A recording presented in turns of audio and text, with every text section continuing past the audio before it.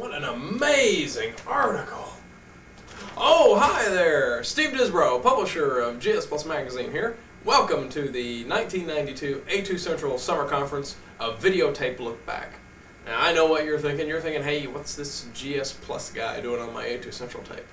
Well, it's quite simple, actually. When they were putting the show together, Uncle Doss, better known as Tom Weiser to his family, and Ellen Rosenberg, the editor of A2 Central Magazine, called me up and asked if I wouldn't be interested in putting together some entertainment for the show. So, like a complete idiot, I said yes. But we'll get to see that a little later on tonight. First, we're going to look at a videotaped interview between Uncle Doss and Steve Wozniak, creator of the Apple II computer. So, grab a bowl of your favorite popcorn, a glass of your clearest water, and join me as we watch this interview, won't you? The things we're doing here is we're celebrating the 15th anniversary of the Apple II. You introduced it at the West Coast Computer Fair in April 15 years ago.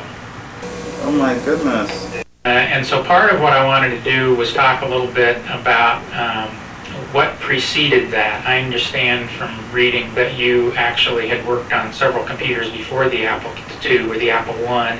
I think a lot of people think that you just sort of did it, and they don't know how much experience that you had before you did the first one. Yeah, it turns out that the Apple II was never thought of as, boy, what could I build that would be a great product, to sell. There was none of the selling idea. It was really just to show off to friends at clubs, and I was so shy that I wouldn't even raise my hand and tell people how you could do things well. But if they came up to me at the club and said, show me what you've got, it was kind of a way I could be proud and show it off. And the Apple II was really a culmination of a lot of different directions that my life had gone by accident, like everyone's does. You get interested in certain things.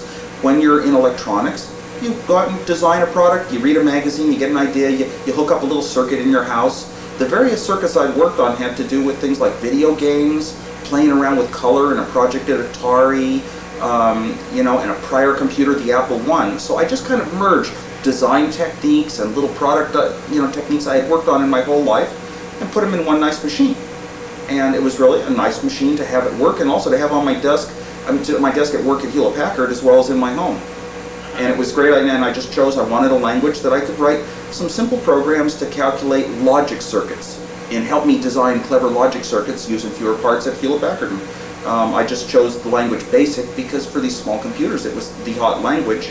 And I'd never really written a language before, but all my life I had tried to. I sat around like a hobbyist trying to sit there in my math class, but writing out mnemonic codes and all to try to pretend I was writing a basic compiler. I tried to write Fortran compilers before, never BASIC. And the thing is, I could never test it because I could never get time on a computer. I could never test whether I had learned anything. This was the first product, and it was a very strange one, the Apple II. Well, the Apple I was strange because I wrote the code for it and then built the hardware. Usually you build the hardware first. And so part of what you, just to emphasize what you said, before this you were actually writing Fortran compilers, but you never had an opportunity to run them. That's correct. I never took a course. I never read a book. I simply started thinking out, well, what little pieces of code would have to look at what gets typed on a keyboard and put it into order and somehow start tracking, putting it into chunks, parsing it, if you will. And I read every book that could come my way. I would read chapters on little things. And a friend of mine was going to MIT and sent me a lot of good information from classes he had, that talked about parsing and syntax. And I just had all these ideas in my head, but then came up with a real clever idea for writing my own compiler and wrote it one day for BASIC interpreter, if you will. The books talk about one of the other things that you had done, what they call the cream soda computer. You and one of your friends got parts from various places and actually tried to put one together.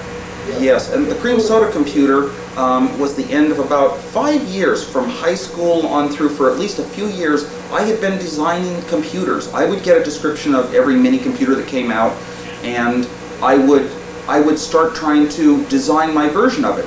And I was very clumsy at first, and it took 30 pages to do what really wouldn't have worked anyway because I wasn't good enough.